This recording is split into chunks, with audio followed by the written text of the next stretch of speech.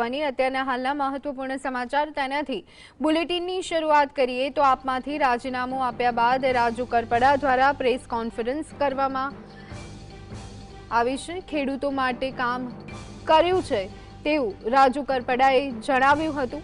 આમ આદમી પાર્ટીમાંથી રાજીનામાને લઈ અને અત્યારે હાલ ખળભળાટ, ત્યારે રાજુ કરપડા દ્વારા પત્રકાર પરિષદ કરવામાં આવી। ખેડૂતો માટે લડાઈ લડ્યા હોવાની વાત તેઓએ કરી છે।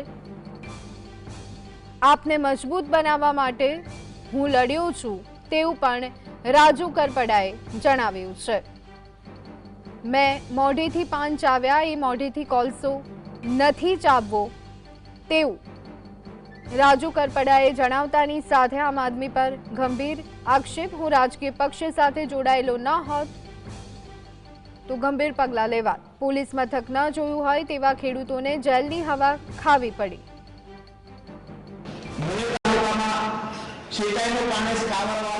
ખોલાવવા માટે સતત સંઘર્ષ કરી અને 3 વર્ષના અંતે સ્કાવરવાલ ખોલાવવામાં સફળતા મળી, જેના કારણે દર વર્ષે અત્યારે તળાવો ભરાય છે। આ વાત એટલા માટે હું કરી રહ્યો છું કે હું જ્યારે કોઈ પોલિટિકલ પાર્ટી સાથે નહોતો જોડાયેલો ત્યારે પણ ખેડૂતો માટે અવાજ ઉઠાવતો, ત્યારે પણ ખેડૂતો મારી સાથે જોડાયેલા હતા। હું આમ આદમી પાર્ટીને મજબૂત બનાવવા માટે ક્યાંક ને ક્યાંક મને જે થયું કે કોઈ પાર્ટી સાથે હશું તો આથી પણ મજબૂતાઈથી લડાઈ લડી શકાશે, એટલા માટે આમ આદમી પાર્ટી સાથે હું 2022માં જોડાયો।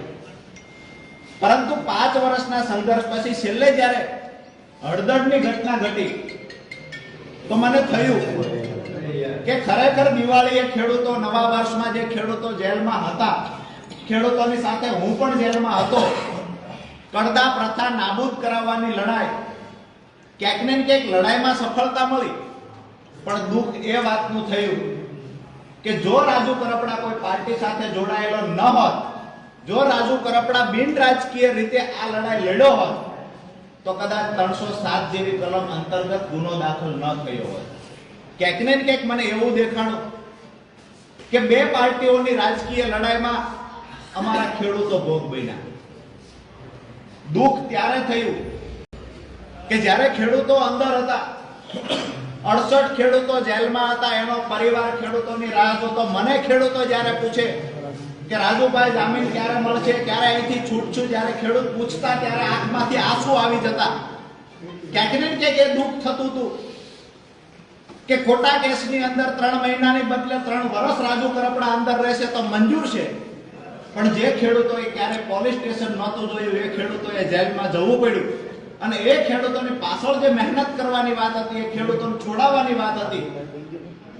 તો જ્યારે આજે ઘણી બધી ગઈકાલથી હું જોઉં છું મીડિયા સામે આવી સાફ સફાઈની વાતો આમ આદમી પાર્ટી દ્વારા પણ થઈ રહી છે। મારું સ્પષ્ટ રાજીનામું આપતી વખતે એક વાત હતી કે જે મોઢેથી પાંદ ચાવ્યા છે એ મોઢે કોલસો નથી ચાવવો।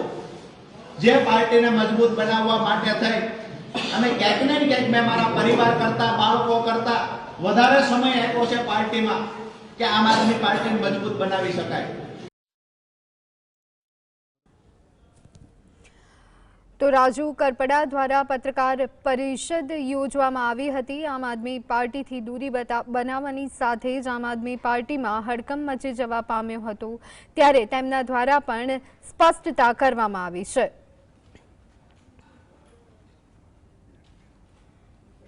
તો આજ અંગે વધુ વિગત મેળવી લઈએ। સંવાદદાતા ફઝલ અમારી સાથે જોડાઈ ગયા છે। ફઝલ, રાજુ કરપડાનું રાજીનામું, પત્રકાર પરિષદ, આમ આદમી પાર્ટી પર આક્ષેપો, શું વિગતો? રાજુ કરપડા દ્વારા આમ આદમી પાર્ટીને ગઈકાલથી રામ રામ કરી દેવામાં આવ્યા છે, પરંતુ તે પછી જે વાતાવરણ છે તે સમગ્ર ગુજરાત રાજ્યમાં ગરમાઈ જવા પામ્યું છે।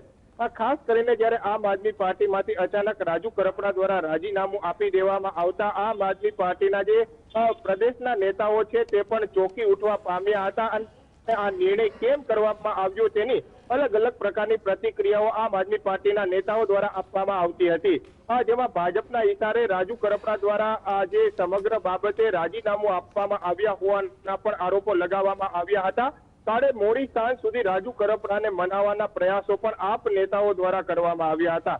તે છતાં પણ રાજુ કરપડા પોતાના નિર્ણય ઉપર અડગ રહી અને આજે 11 વાગ્યાના 11 વાગે સુરેન્દ્રનગર જિલ્લામાંથી પસાર થઈ અને રાજકોટ પહોંચી અને રાજુ કરપડા દ્વારા સર્કિટ હાઉસ ખાતે એક પ્રેસ કોન્ફરન્સ કરવામાં આવી છે અને પ્રેસ કોન્ફરન્સ દરમિયાન જે આમ આદમી પાર્ટીના નેતાઓ છે તેમના દ્વારા આપવામાં આવેલી પ્રતિક્રિયાઓ છે તેને આડે હાથે લેવામાં આવી છે.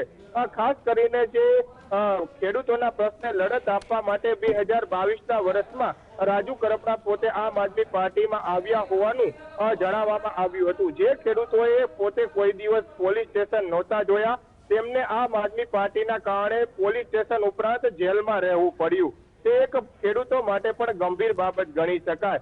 આ બે પાર્ટીઓની લડાઈ વચ્ચે આમ આદમી પાર્ટી અને ભાજપ વચ્ચેની લડાઈ વચ્ચે રાજુ કરપડા અને ખેડૂતો તેનો ભોગ બન્યા હોવાનો પણ આરોપ છે તે રાજુ કરપડા દ્વારા લગાડવામાં આવ્યો છે અને સ્પષ્ટ ભાષામાં કહેવામાં આવ્યું છે કે આગામી દિવસોમાં ખેડૂતોના પ્રશ્ને તે પોતે લડતા રહેશે પરંતુ કોઈ પણ પાર્ટીમાં નહીં જોડાય. 2019માં ખેડૂત એકતા મંચની શરૂઆત રાજુ કરપડા દ્વારા કરવામાં આવી હતી. ત્યારબાદ 4 વર્ષ સુધી ખેડૂત એકતા મંચના બેનર હેઠે લડ્યા હોવાનું પોતે વાત મૂકી હતી. સુરેન્દ્રનગર જિલ્લામાં સિંચાઈના પ્રશ્ન હોય કે ખેડૂતોને જણસના પૂરતા ભાવ અપાવવાના પ્રશ્ન હોય, તમામ પ્રશ્ને હર હંમેશ લડ્યો છું અને લડતો રહીશ તેવું નિવેદન પણ રાજુ કરપડા દ્વારા આપવામાં આવ્યું છે. આમ આદમી પાર્ટી છોડવાનું એક જ કારણ છે કે જે સમયે તે પોતે જેલમાં હતા ત્યારે પ્રદેશ નેતાઓ દ્વારા તેમની સાથે ગેરવ્યવહારો કરવામાં આવ્યા હતા. પોતાના પરિવારની મુલાકાત માટે પણ પ્રદેશ નેતાઓ ન આવ્યા હોવાનો પણ ગંભીર આરોપ છે તે રાજુ કરપડા દ્વારા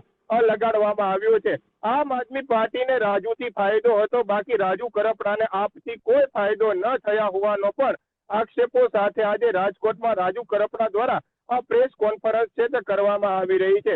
ગંભીર પ્રકારના આક્ષેપ અને પાર્ટીની અંદરો અંદર ચાલતા વિખવાદને લઈ અને રાજુ કરપડા દ્વારા આમ આદમી પાર્ટીને પણ આડે હાથે લીધી છે. આગામી દિવસોમાં સુરેન્દ્રનગરના મૂળી તાલુકામાં રાજુ કરપડા દ્વારા આ સમગ્ર બાબતે ખેડૂત સંમેલન યોજવામાં આવશે. ત્યારબાદ જો ખેડૂતો નક્કી કરશે તે પાર્ટીમાં રાજુ કરપડા જોડાશે અને મજબૂતીથી ખેડૂતોના પ્રશ્ને લડત આપવાની તૈયારી છે તે આ પ્રેસ કોન્ફરન્સ મારફતે રાજુ કરપડા દ્વારા આપવામાં આવી છે. 10 મિનિટની પ્રેસ કોન્ફરન્સમાં આમ આદમી પાર્ટીના નેતાઓ ઉપર જ ગંભીર પ્રકારના આરોપ છે તે રાજુ કરપડા દ્વારા મૂકવામાં આવ્યા છે. એટલે કાંઈ ના કાંઈ પ્રકારે આમ આદમી પાર્ટી પણ હવે ગુજરાત રાજ્યમાં વિવાદમાં આવી છે.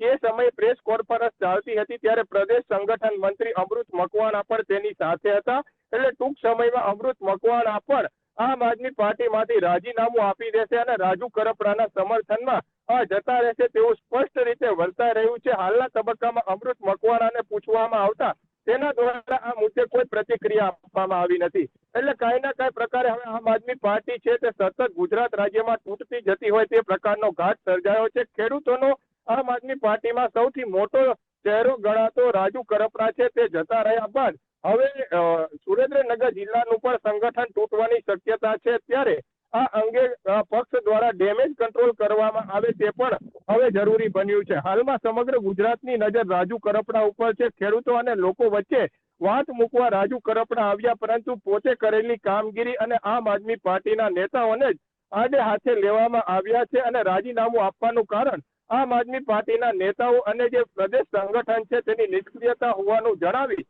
અને પ્રેસ કોન્ફરન્સ કરી અને રાજીનામું આપ્યા હોવાનું કારણ જણાવ્યું છે. જી ફઝલ, સમગ્ર માહિતી આપવા બદલ. તો રાજુ કરપડાને લઈ અને અત્યારે હાલ અનેક તર્ક વિતર્ક જોવા મળી રહ્યા હતા. બધાની વચ્ચે રાજુ કરપડા દ્વારા સ્પષ્ટતા આપી દેવામાં આવી છે. રાજુ